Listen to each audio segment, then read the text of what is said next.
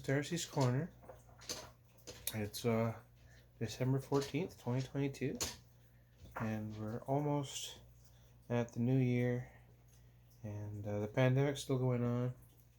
And hopefully, if I'm still doing these a year from now, the pandemic will finally be over, and we can stop having our hospitals overwhelmed with sick children, because that's really an unfortunate state of affairs in Canada right now.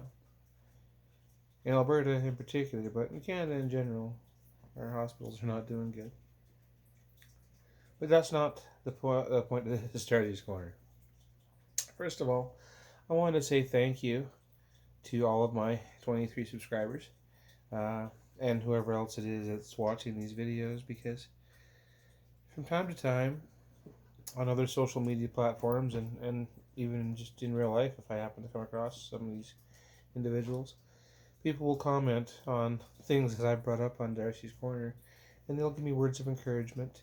And I do have to say that having community, knowing that people care, at least a little bit, about what's going on in your world, makes a big difference for people. I know it does for me anyway. And I'm going to try to keep this video going, but Khaleesi's getting rambunctious, so we'll see what happens.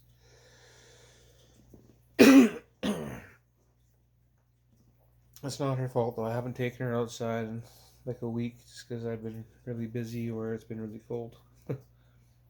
Anyway, so I have faith that the universe has my back. Or you could say that God has my back. But that one way or another, I'll be provided for. And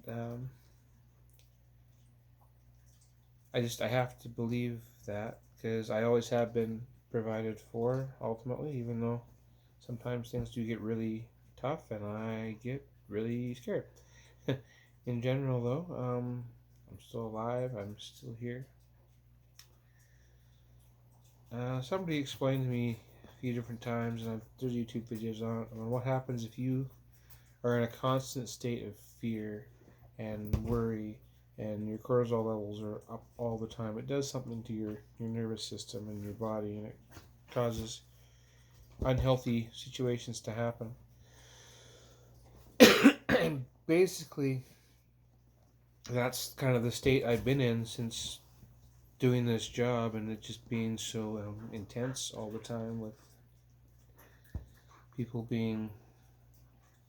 stressing me out in ways that are just unrealistic and not healthy. And I don't know, it helped a lot when I took a stance at work and got some of the pressure taken off of me. And I thought, well, okay, I've got my life straightened out well enough now.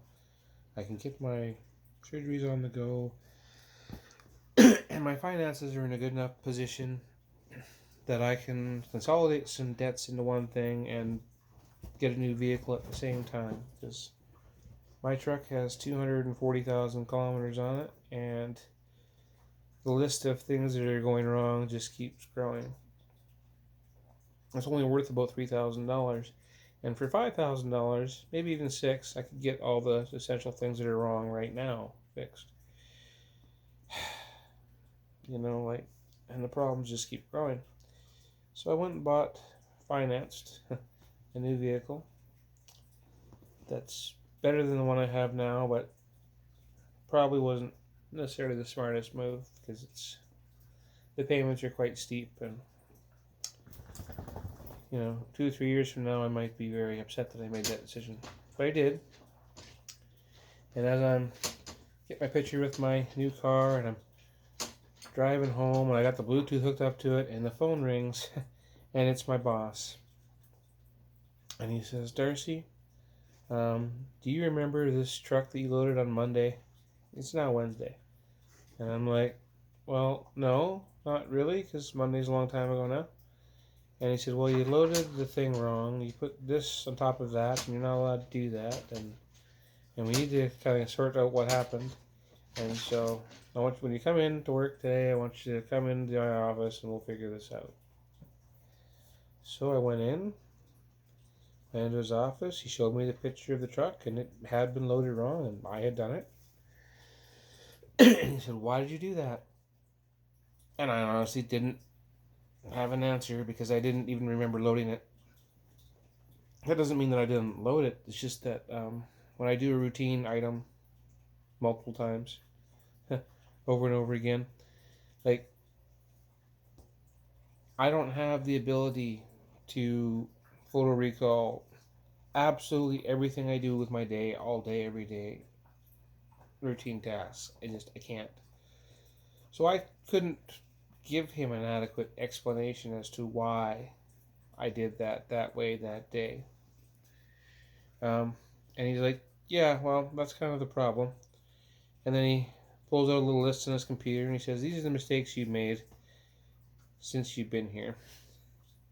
He has them all recorded and cataloged. And he's like, "And this particular mistake cost us $20,000. Now, he was not trying to be cruel or nothing. He was just trying to say, "Look, we can't keep doing that. And so, like, just be prepared because, like, basically that's the nail in my coffin that's going to end my career there, probably." And you can say, "I can see it in your face right now. You don't even know why you did what you did." And in that moment, I didn't know why. And so he's like, "Well, go about your day and just keep doing your best, but, like, we're going to have to answer for this." And then, so I go about my day, and now I'm upset. Because I'm like, I just signed the payment agreement for this vehicle. And I've been paying attention and checking numbers and checking bins and making sure I was doing everything right. So I don't know why I did this one thing wrong, but I did do it wrong. And then a little bit later, Eric calls me into his office. He's the assistant manager. And usually Eric is harder on me than Angel. But Eric was like, "Okay, Darci," and he just explained some different procedural things on stickers and tags and samples and trucks and things that I had been missing a little bit or not doing quite right. That's actually positive. That's coaching. That's helping. And it's like, okay, well, you did this and this, but sometimes you leave a sticker on the bin and the bin's empty and you didn't take the sticker off, and that confuses the next guy, so you can't be doing that. All that is probably true, and, like, corrective actions that's his job. And he says, when it comes to that loading that truck wrong, he said it was written wrong on the paper. I seen the paper, and now as he's telling me this, I'm kind of like, it's coming back. I'm like, oh yeah, right. That particular paper had two different feeds on it, and feed 1 said 1 to 2, and then feed 2 said 2 to 3. So the way the paper reads, they both had to go into bin 2 on the truck. I'm thinking, that's why I loaded it that way, because that's how it was written on the paper. But another way you could have interpreted that paper is that bin 1 on the truck is going to bin 2 on the farm. But it doesn't say that on the paper. It just says 1 to 2 and 2 to 3. That was why I loaded it that way. It was written down wrong for me, because it doesn't specify what 1 and 2 and 2 and 3 mean. It's just 1-2 and 2-3. And there's many times when I will load a truck and that'll be all the information on there. It'll say like 1 to 4 or 3 to 6 or something like that. That's a common notation. So this is a communication problem.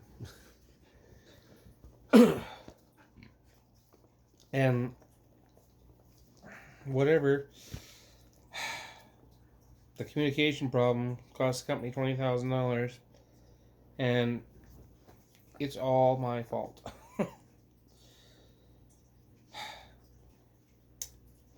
And the real kicker is that on the Monday, the day that I made that mistake, I had a job interview to work at a hospital for $19 an hour. But that hospital is a half hour away.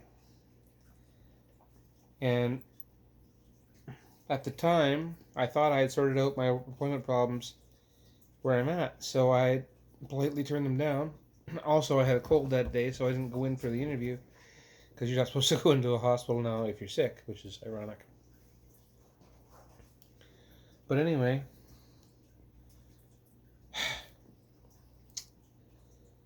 so I called the hospital back today, and they said, well, you know, that particular position is filled, but there's another one coming up in January, so. And we had a very productive conversation, and it sounds like I will still have that job in January. If I am, in fact, unemployed in January and need it. The roller coaster just never stops, you know? But I'm in a much better headspace now, so that I know that whatever happens, I will move forward and I'm going to be okay. And part of the reason I know that and I feel that is because of you, my community, and not just you, the few people who comment on my YouTube and give me encouragement, but because of my church group and because of my pride group that I'm now a part of, and because of my kind of girlfriend.